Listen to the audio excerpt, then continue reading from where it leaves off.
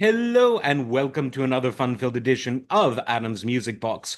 Well, I did a video not that long ago about the great vibraphonists, the great vibraphone players of all music, and it's an instrument generally associated with jazz because it was an instrument that came of age when jazz was coming of age. People like Lionel Hampton were absolute pioneers in this instrument, but today I want to talk about a more contemporary vibraphonist and probably my favorite of all time, if I had to narrow it down to just one. And this is Bobby Hutcherson, an absolute wonderfully talented musician who really, he was the most vibey of all the vibes players because the vibraphone has a sonic characteristic that doesn't really work with ultra aggressive music, but nor does it really work with ultra quiet music. It's something that sits in an area that can be cool in terms of its dynamics, yet alternatively intense in terms of its rhythmic intonation or very laid back and even legato,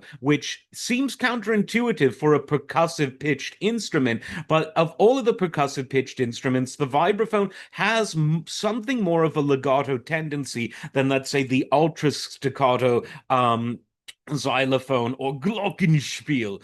Now, of all of the great albums that Bobby Hutcherson did, I would say his 70s albums really represented a renaissance for Bobby. He returned to his home in LA, played with a combination of great West Coast and global jazz musicians, putting together a series of albums for Blue Note, which according to some struggled in the 70s artistically, but they and the reason people say that is it only really adopted jazz fusion music kicking and screaming after other labels, including major labels like Columbia, already did. But they had some great albums on Blue Note by Alphonse Mouzon, and they had some great albums in this 70s era by Bobby Hutcherson. You can't go wrong with any of his 70s albums, but for whatever reason, the one that really hits me the most, the one that I really like the most, is one from 1976, and it's called Waiting, with an iconic photo of them in the Windsor Square area of LA on Fifth Street at a bus stop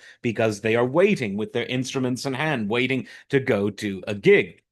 And it's just a great album. It's not an album that pretends to make any important sociological statements. It's just an album of great original music, most of it actually written by bass player James Leary III, and some of it, of course, written by Bobby himself. So this is original music on the whole. You're not going to get, your standards. So this is of the time, it's original, and it still to me sounds super, super, super fresh. Bobby Hutcherson's playing is peerless.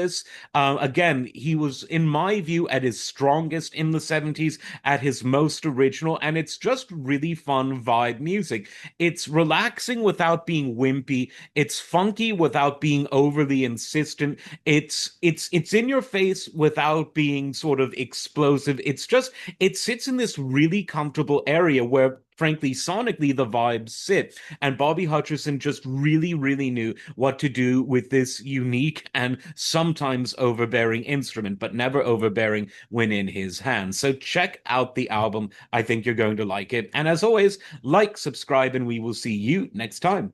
Take care.